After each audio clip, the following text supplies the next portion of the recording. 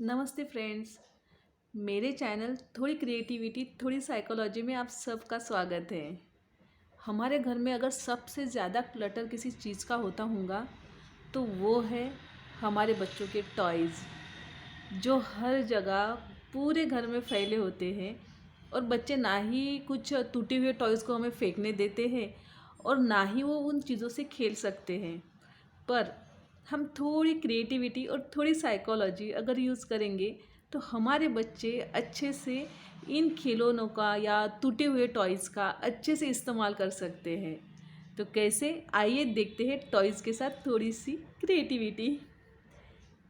ये मेरे घर का बरगद का पेड़ है।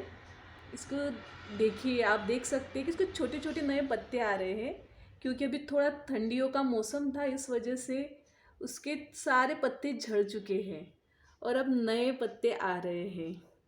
तो बहुत ही खूबसूरत पेड़ दिखेगा जब इसके बहुत अच्छे अच्छे पूरे पत्ते आ जाएंगे। देखिए ऊपर में इतना खूबसूरत दिख रहे हैं ये छोटे छोटे पत्ते। तो एक्चुअली ये एक बोनसाई है। तो अब हम इस बोनसाई से आज बनाएंगे ज़ेन गार्डन। और उस ज़ेन गार्डन को बनाने के लिए हम इस्तेमाल करेंगे हमारे बच्चों के टॉयज़। तो चलिए शुरुआत करते हैं।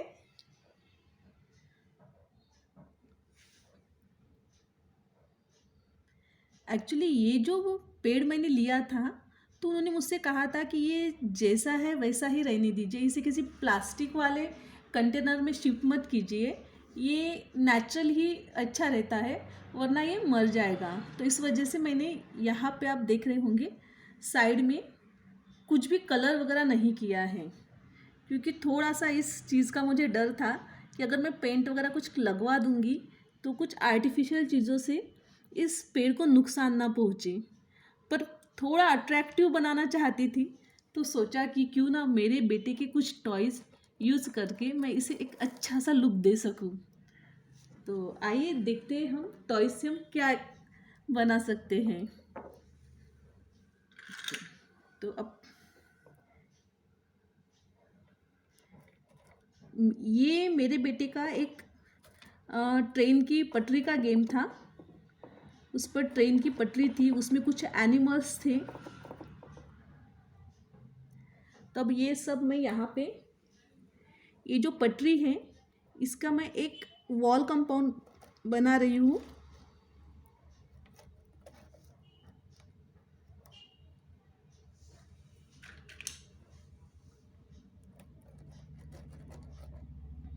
मैंने ज़ेन गार्डन बनाने के लिए कोई भी बाहर की चीज़ें यूज़ नहीं की है या कोई भी एक्स्ट्रा के पैसे यूज़ नहीं किए हैं, बस जो है मैं उसी में ही ये बनाने की कोशिश कर रही हूँ।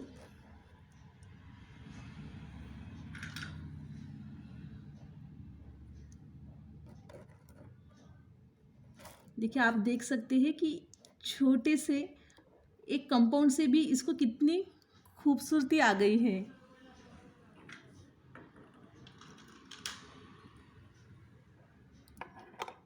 अब हम यहाँ पे बनाएंगे एक छोटा सा पुल।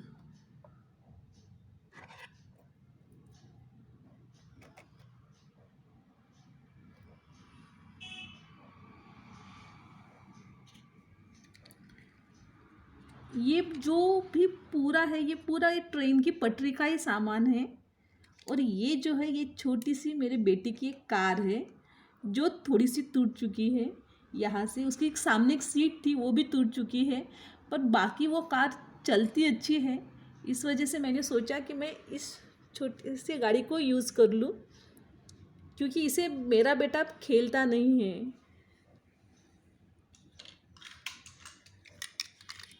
अब उस ट्रेन की जो पटरी थी उसके साथ में ये टॉयज़ आए हुए थे। तो ये हॉर्स थे और वो ट्रेन की पटरी से गोल गोल घूमते थे। तो मैंने सोचा कि क्यों ना मैं इसे यहाँ प्लेस कर दूँ, तो यहाँ पर एक नेचुरल लुक आ जाएगा।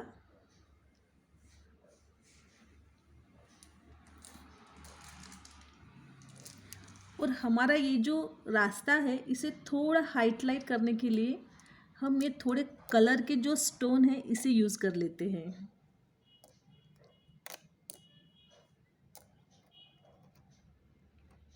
इससे क्या होगा ना कि ये जो वाइट स्टोन्स है मार्बल के, इसके बीच में ये जो कलर्स के स्टोन डाले हुए हैं, तो इस वजह से ये जो रोड है ये थोड़ा हाईलाइट हो जाएगा और अच्छे से ध्यान में आ जाएगा।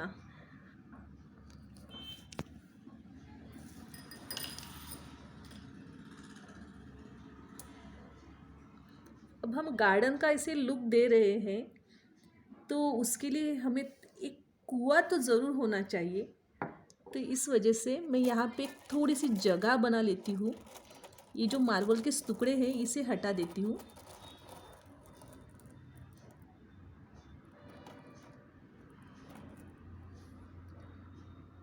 और ये जो पानी से भरा हुआ पॉट है ये मैं यहाँ रख देती हूँ।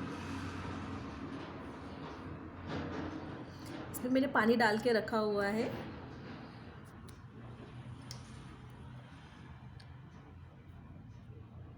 ये एक DIY है।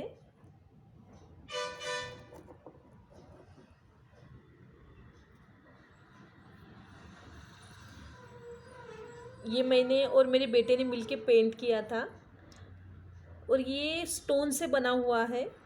इसके लिए भी कुछ बहुत ज़्यादा मैंने पैसे खर्च नहीं किए, बस घर में जो भी कोई पेंट बचा हुआ था वही मैंने इसको दिया और एक सिंपल सा एक स्टोन है। अब इसके साथ में हम लगा देते हैं एक मशरूम का पेड़।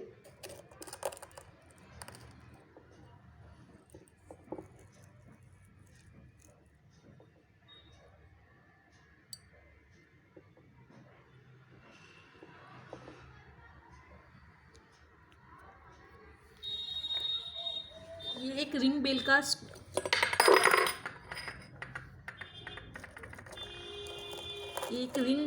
की रॉड है जो मेरे घर में ही ऐसे ही पड़ा हुआ था।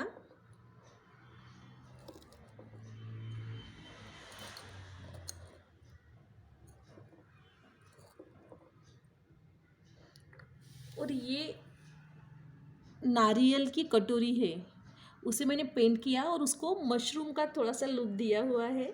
ऐसे मैंने बहुत सारे बना के रखे हैं।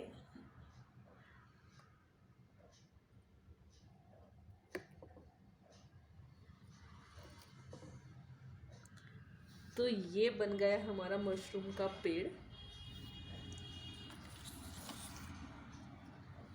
उसके साथ में अब गार्डन है तो फ्लावर तो बनते ही है। ये जो नीचे की डंडी आप देख रहे हो ये मेरे बेटे के चॉकलेट आया था इसके साथ में। तो ये नीचे की डंडी है और उसके ऊपर का चॉकलेट है। तो वो चॉकलेट निकाल के मैंने इसमें एक फ्लावर प्लेस कर दिया है।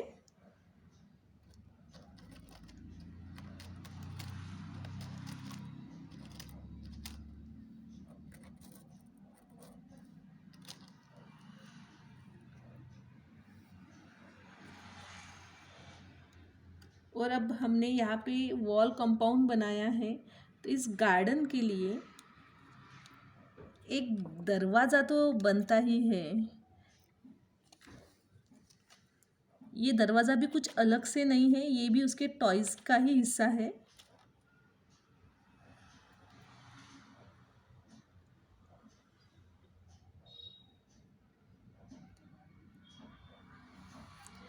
और ये है एक बर्ड, इसे हम यहाँ पे प्लेस कर देते हैं।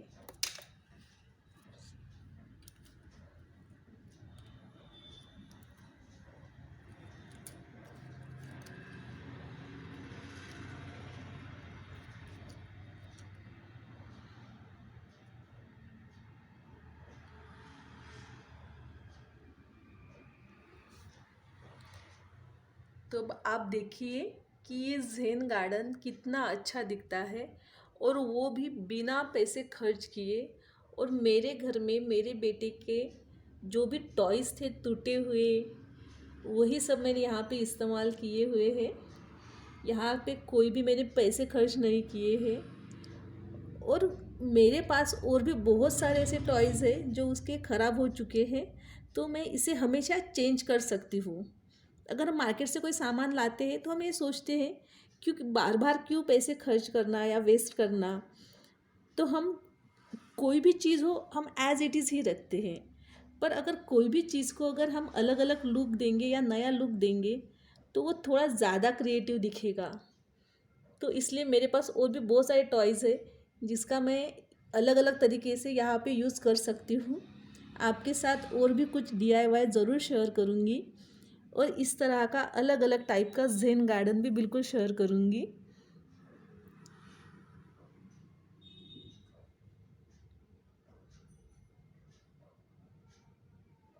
देखिए यहाँ से ये रोड अच्छे से बन गया है। ये फ्लावर, यहाँ पे एनिमल्स रखे हुए हैं मैंने।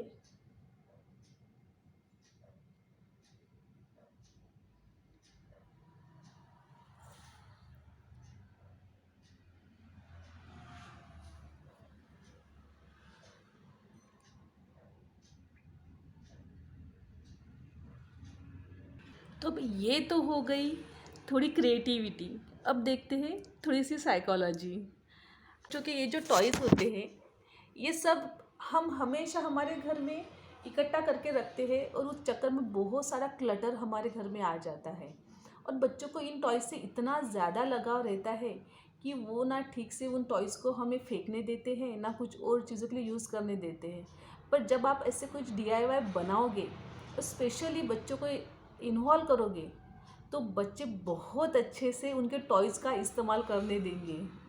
बच्चे नए नए तरीके से कुछ क्रिएटिव चीज़ें सीखेंगे और उन्हें एक चीज़ ध्यान में आएंगी कि कोई भी चीज़ अगर ख़राब हो जाए तो उसे फेंकने से अच्छा है कि उसका कुछ अच्छा इस्तेमाल किया जाए।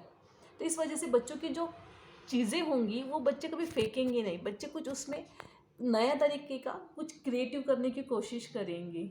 इससे बच्चों की क्रिएटिविटी बनेगी और बच्चे आपके साथ में बातों बातों में खेलने खेलने में कुछ अच्छा बनाएंगे। उस वजह से आपको अच्छा टाइम मिलेगा उनके साथ में और उन्हें आपके साथ में। और दूसरी बात कि जब हम ऐसी कुछ क्रिएटिव चीज़ें बच्चों के साथ में मिलकर करते हैं तो उन्हें हमारी कंपनी बड़ी अच्छी लगती है। तो बच्चे हमारे साथ में जब ऐसे चीज़ें करेंगे तो उनका और हमारा बॉन्डिंग बड़ा अच्छा बनता है। और एक चीज़ याद रखिए कि बच्चों को सारे टॉयज़ एक साथ मत दीजिए। हम क्या करते हैं कि कुछ बास्केट्स में या कुछ बड़े टॉयज़ रखने के कुछ सामान मिलता है, उसमें सारे टॉयज़ एक साथ में भर के रख देते हैं और बच्चों के सामने हम वो टॉयज़ रख देते हैं। बच्चे क्या करते हैं, पूरे टॉयज़ पूरा पॉट उल्टा कर देंगे, पूरा बास्केट उल्टा कर देंगे और उसमें के पूरे टॉयज़ पूरे घर में फैला के रख देंगे। और इस चक्कर में टॉयज़ बहुत ज़्यादा घर में आते रहते हैं और बच्चों को जब वो टॉयज़ बार बार रोज़ रोज़ दिखते हैं तो बच्चों का उनके टॉयज़ में जो इंटरेस्ट होता है वो कम हो जाता है। फिर बच्चे क्या करेंगे कि सारे टॉयज़ फैला के रखते हैं और कुछ और खेलने में शुरुआत कर देते हैं। वो उनके टॉयज़ की तरफ ध्यान नहीं देते और इस चक्कर में क्या होता है ना, हम चिड़चिड़ हो जाते हैं कि घर में कितना सारा क्लटर करके रखा है, कितने सारे टॉयज़ हमें उठाने पड़ रहे हैं। तो क्या कीजिए, कुछ टॉयज़ बच्चों की छुपा के रख दीजिए और कुछ ही टॉयज़ उनको दीजिए। इस वजह से क्या होगा कि बच्चों का टॉयज़ को लेकर जो अट्रैक्शन होता है ना, वो अट्रैक्शन बना रहेगा, उनका वो अट्रैक्शन ख़त्म नहीं होगा। उस वजह से क्या होगा कि बच्चे कंटिन्यू उनके टॉयज़ के साथ खेलते रहेंगे। अगर उनके साथ पास में बहुत सारे एनिमल्स है तो उन्हें उस एनिमल्स के ज़रिए स्टोरी बनाने के लिए कहिए। कोई जंगल का जैसे कोई सीन हो, वो क्या कर रहे हैं, हाथी क्या कर रहा है, बाकी के एनिमल्स क्या कर रहे हैं, उनको पूछिए, उनके साथ बातें कीजिए। जैसे कि अभी मैंने ज़ेन गार्डन में एक छोटे से पॉट में पानी रख दिया है, तो पूछिए बच्चों को कि इस पानी के पास में कौन पानी पीने आने वाला है। तो इस तरह से हम बच्चों के साथ में बातें कर पाएंगे, इन्वॉल्व हो पाएंगे और बच्चों को भी खेलने में बड़ा मज़ा आएगा।